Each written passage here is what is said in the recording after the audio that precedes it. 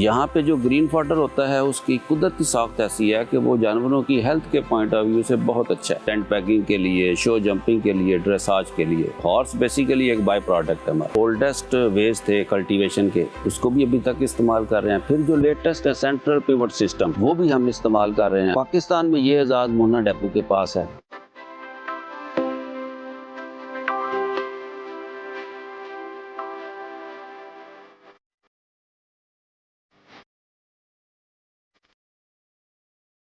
तो मोना डिपो के अब हम उस मकाम पर मौजूद हैं जहां पर बुलोक प्लॉइंग का एक सिलसिला जारी है। और ये मेरे कप में आप देख सकते हैं बैलों के जरिए हल यहाँ पर चलाया जा रहा है।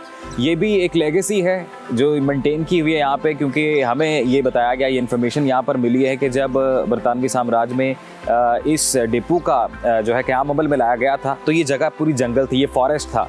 तो यहाँ पर काश्तकारी के लिए जो तरीक़ाकार इस्तेमाल किया गया, यहाँ पर फसलें जो उगाई गई जिस तरीके से, वो बुलक प्लोइंग के ज़रिए से ये जो तरीका है उसको अपनाया गया था। और ट्रैक्टर वगैरह का इस्तेमाल तो अब हम देखते हैं आज के इस जदीद दौर में होता है, लेकिन पहला जो कदीम तरीका था वो यही तरीका था और इसके बड़े फ़ायदे भी हैं। तो अभी आप इंजॉय करें इसको।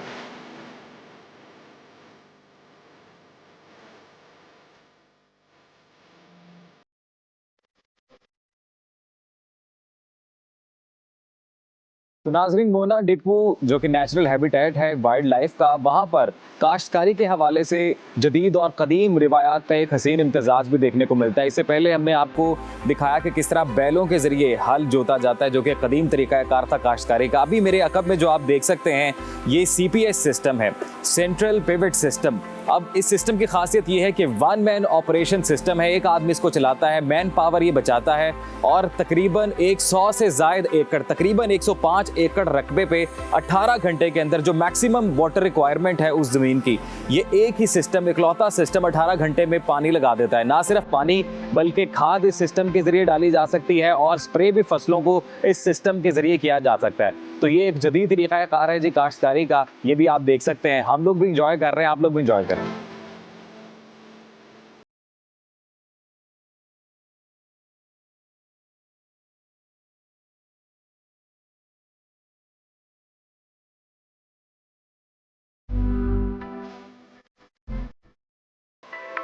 तो नाजरीन, रिमाउंट डेप्यू मोना का हमारा ये ट्रिप जारी है। इस वक्त जिस पॉइंट पर मैं मौजूद हूँ ये हेरिटेज हाउस है, शाह सवार मेस। मेरे कप में आप देख सकते हैं 1902 का इसके ऊपर एक हिंसा लिखा हुआ है। इसका मतलब क्या है ये आगे चल के हम आपको डिटेल में भी बताएंगे और ख़ुद जो एक्सपर्ट्स हमारे साथ मौजूद होंगे उनकी ओपिनियन भी लेंगे, स्पेशली इस डेट के बारे में। इसकी भी अहमियत है, इस बिल्डिंग की भी एक अहमियत है, वो भी हम आपको डिटेल में बताएंगे। लेकिन फिल वक्त जो मैं देख सकता हूँ वो इस जगह पर एक ट्री हाउस है जी, और इसके अलावा यादगार शौहदा है यहाँ पे।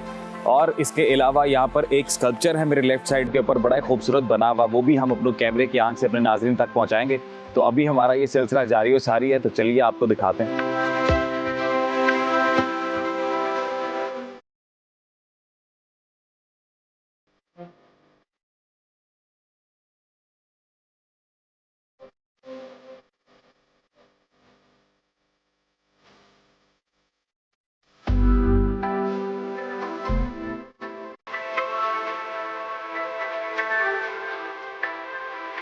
तो नाज़रीन, रिमाउंट डिपो मोना में हमारा ये खुशगवार सफ़र जारी है और मुख्तलिफ सेक्शंस इस डिपो के हमने विज़िट किए हैं। जैसे कि इस प्रोग्राम के इस सेगमेंट के इब्तदाई में मैंने आपसे कहा था कि इसकी जो तारीख़ है थोड़ी बहुत तो मैं भी बता देता हूँ आपको, लेकिन हम आगे चल के यहाँ के जो कमांडेंट हमसे बात करने वाले हैं, तो अब वो वक्त आ चुका है। Commandant remount depot Mona brigadier Mohammad Naeem साहब हमारे साथ मौजूद हैं, उनसे बात करेंगे। अस्सलाम वालेकुम ब्रिगेडियर साहब। वालेकुम अस्सलाम। कैसे हैं सर आप? शुक्र अल्हम्दुलिल्लाह। Sir thank you so much for your time.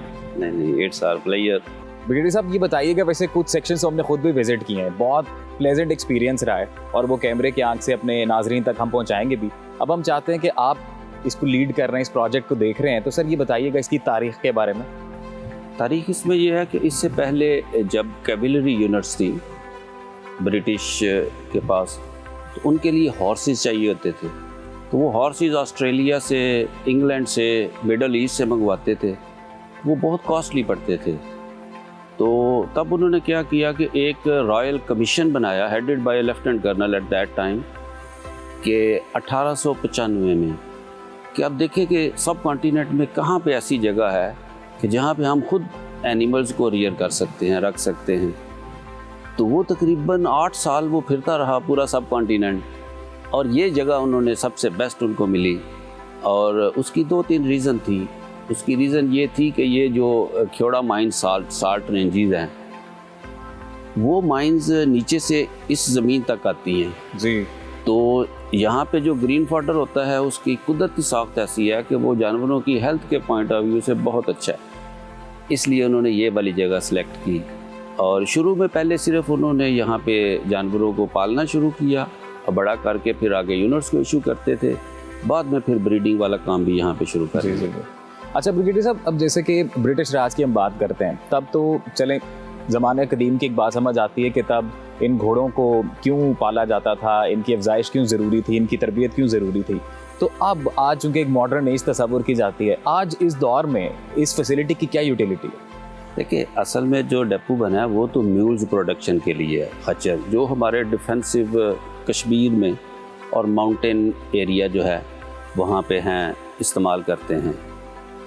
और चूँकि म्यूल पैदा करने के लिए हमें घोड़ी चाहिए, उसकी माँ घोड़ी होती है और बाप जो होता है उसका वो डंकी होता है।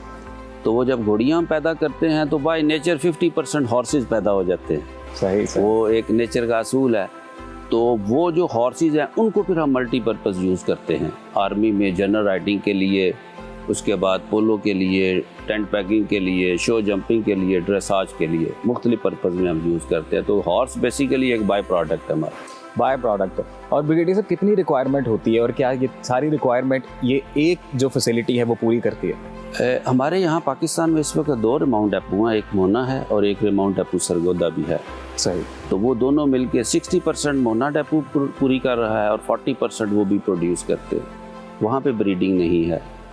तो जितनी हमारी आर्मी की रिक्वायरमेंट है, नेवी की रिक्वायरमेंट है, एयरफोर्स की, सिविल आर्म्ड फोर्सेस की, वो सारी की सारी यहाँ से पूरी होती है।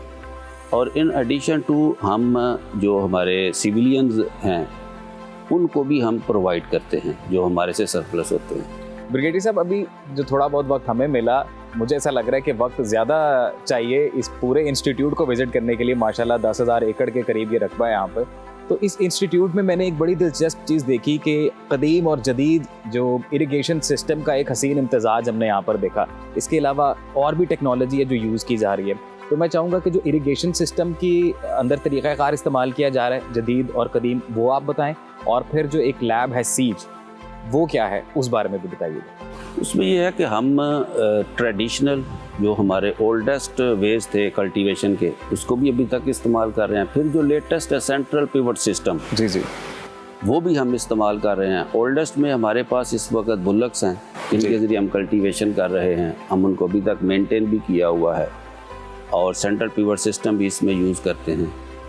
और जो आपने पूछा है सीज के बारे में, ये एक प्रोजेक्ट था जो 2021 में हमें मिला, centre of excellence for equine genetics. उसके तहत हमने बनाया कि पाकिस्तान में एम्ब्रियो ट्रांसफ़र टेक्नोलॉजी के ज़रिए हॉर्सेस में बच्चे पैदा करना, आम ज़माने में हम इसको टेस्ट ट्यूब बेबी भी कह सकते हैं। तो वो हमने प्रोजेक्ट शुरू किया और शुक्र अल्हम्दुलिल्लाह अल्लाह के फजल से इस वक्त तक 40 बच्चे हमारे टेस्ट ट्यूब घोड़ों में वो पैदा हो चुके हैं, जिनमें से 15 बच्चे हैं प्योर पोलो अर्जेंटिनो ब्लड के, 15 बच्चे जो हैं वो 50% है पोलो अर्जेंटिनो ब्लड के, और 10 बच्चे जो हैं बाकी जो हमने ट्रायल के ऊपर इस्तेमाल किए थे। और हमें उम्मीद है कि यही बच्चे आगे आकर जब फील्ड में हम लेके आएंगे कि वही जो फॉरेन एक्सचेंज हमारा $40,000 का एक घोड़ा या घोड़ी बाहर से मंगवाते थे, पाकिस्तान का ज़र मुबादला बाहर जाता था, वो हमारा इंशाल्लाह बचेगा और यही वाले घोड़े जो हम इस्तेमाल करेंगे पोलो के लिए। और ब्रिगेडियर साहब, क्या सिर्फ ये डोमेस्टिक यूज़ के लिए लाइक पोलो के लिए, स्पोर्ट्स के इस्तेमाल के लिए होंगे या हम ये एक्सपोर्ट भी कर पाएंगे? इसमें हमारा इनिशियल तो यही है कि इस वक्त भी तकरीबन 50 से लेकर तो 60 हर साल नए घोड़े बाहर से इंपोर्ट हो रहे हैं पोलो खेलने के लिए सिर्फ। हाँ, क्योंकि बाकी घोड़े जो हैं वो तो प्रेजेंटेशन एनिमल्स भी होते हैं। ज़्यादा जो लोग पैसा खर्च कर रहे हैं वो पोलो के लिए है। हमने इस प्रोजेक्ट का फोकस ही पोलो के ऊपर रखा ताकि वो फॉरेन एक्सचेंज को हम बचाएं। ब्रिगेडियर साहब, कुछ बैनुल-अक़वामी एजाज़ात इस इदारे के नाम रहे, उसके बारे में भी बताइएगा। उसमें सबसे पहले तो ये है कि एक अरब हॉर्सेस जो दुनिया में जितने हैं उनको रजिस्टर करने के लिए एक ऑर्गेनाइजेशन है जिसका नाम है वर्ल्ड अरेबियन हॉर्स ऑर्गेनाइजेशन, वाहू के नाम से जाना जाता है। लंदन में इसका हेडक्वार्टर है और 83 काउंटीज़ इसके मेंबर हैं। तो पाकिस्तान में ये एजाज़ मोना डेपो के पास है कि हम अरब नस्ल के घोड़ों को रजिस्टर्ड करते हैं और इस वक्त तक तकरीबन 900 घोड़ा रजिस्टर्ड हो चुका है पाकिस्तान का, जिनमें से तकरीबन 700 घोड़ा सिर्फ मोना का पैदाशुदा है और 200 घोड़ा जो है वो बाकी सारे पाकिस्तान के अंदर मुख्तलिफ लोगों ने जो रखे हुए हैं उनको हमने रजिस्टर किया हुआ। और ब्रिगेडियर साहब, हम लोगों ने अपने एक सेगमेंट में वो चैरियट भी दिखाई यहाँ पर, जो क्वीन एलिज़ाबेथ वाली एक चैरियट है जिस पे मोहम्मद अली जिन्ना साहब ने भी सवारी की। तो हमें भी ये एजाज़ हासिल हुआ आपके तवज्जुह से कि हम लोगों ने भी उस पर थोड़ी सी एक ट्रिप की, शॉर्ट ट्रिप था।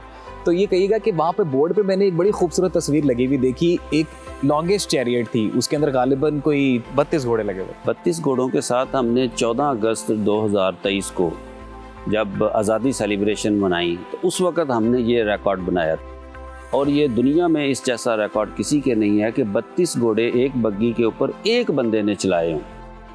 और ये दुनिया में अभी तक ये रिकॉर्ड किसी के पास। ये बताइएगा कि मैंने एक रोड का नाम पढ़ा इसमें, जामन रोड, और वहाँ पे सारे जामन के ट्रीज थे। तो जामन बहुत पसंद किए जाते हैं यहाँ पे। नहीं, पसंद के अलावा जो इसके पीछे एक साइंटिफिक रीज़न है कि जहाँ भी एनिमल्स को रखा जाता है तो नेचुरली वो उनका डंग होता है जी, और उसकी सफाई भी की जाती है। लेकिन जामन के दरख्त में ये खासियत है कि इसकी पोरस जो ट्रंक होता है कि वो ऑर्डर जो है उसको एब्जॉर्ब करता है।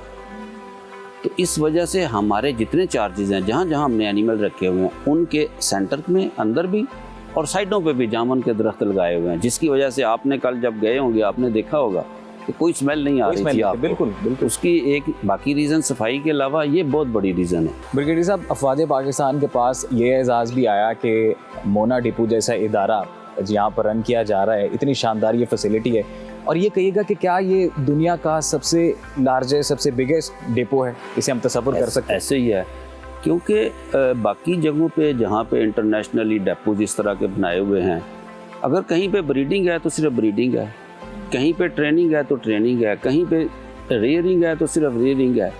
ये वाहद ऐसा इदारा है कि जहाँ पे तीनों फैसिलिटीज़ अवेलेबल है। फिर इसके अलावा हम जो इक्विटेशन की, राइटिंग की ट्रेनिंग कराते हैं वो भी वहाँ पे सेपरेट इंस्टीट्यूशन होते हैं। तो यहाँ पे एक इंस्टीट्यूशन के अंदर ये सारी चीज़ें मौजूद हैं। तो इस शेप में पूरी दुनिया में कोई इस तरह का डेपो नहीं है अवेलेबल। ब्रिगेडियर साहब, thank you so much sir for your time. It was such a wonderful treat sir for having you, और आपकी हॉस्पिटैलिटी का बहुत बहुत शुक्रिया। तो नाजरीन, यहाँ पर हम अपने इस सेगमेंट को भी अब ख़त्म करेंगे और इख्तिताम की जानिब बढ़ते हुए मैं ये कहूँगा जी कि आप कोशिश ये कीजिएगा कि आपके इर्द गिर्द जितनी नेचर है आप भी अपने तय कोशिश करके उस नेचर को प्रिजर्व करने की कोशिश करें, क्योंकि बड़ा ही खूबसूरत मैसेज मैं लेके जा रहा हूँ इस इंस्टीट्यूट से, और वो ये कि हम लोग अगर एफर्ट डालें तो हम लोग एक सीरियस एफर्ट के थ्रू इस पूरे मुल्क पाकिस्तान को एक जीता जागता नमूना बना सकते हैं। जैसे ब्रिगेडियर साहब ने ही बताया कि एक फॉरेन डिग्निटरी के ये रिमार्क्स थे कि आफ्टर विजिटिंग दिस फैसिलिटी उनका पाकिस्तान के बारे में पूरा परसेप्शन बदल गया। तो क्यों ना पूरे मुल्क को इस तरह शानदार तरीके से बनाएं कि जो भी पाकिस्तान में आए और पाकिस्तान को देखते ही एक दफ़ा वो भी हैरान रह जाए।